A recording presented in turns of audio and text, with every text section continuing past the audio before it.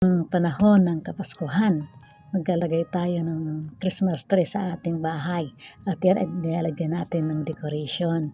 At kung makikita natin sa mga malls, naglalakihan ang kanilang mga Christmas tree. At kung makikita rin natin sa mga plaza, ang lalaki ng kanilang mga Christmas tree. Ang Christmas tree, yan ay sumisimbolo sa ating Panginoon at sa ating mga tao. Dahil ang sabi sa John 15 verse 5, "Ako ang puno ng ubas at kayo ang aking mga sanga. Ang mananatili sa akin at ako sa kanya ay mamumunga ng sagana." So, ang Diyos ang puno at tayo ang kanyang mga sanga.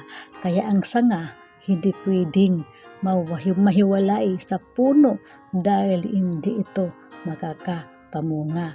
Kaya katulad ng Christmas tree na kumikinang at ang mga sanga ay puno ng bunga at mga dekorasyon, ganyan ang mangyayari sa atin kung tayo ay mananatili sa ating Panginoon, dahil wala tayong magagawa kung tayo ay hihiwalay sa Kanya, dahil ang Diyos ang siyang nangangalaga sa atin na Kanyang mga sanga.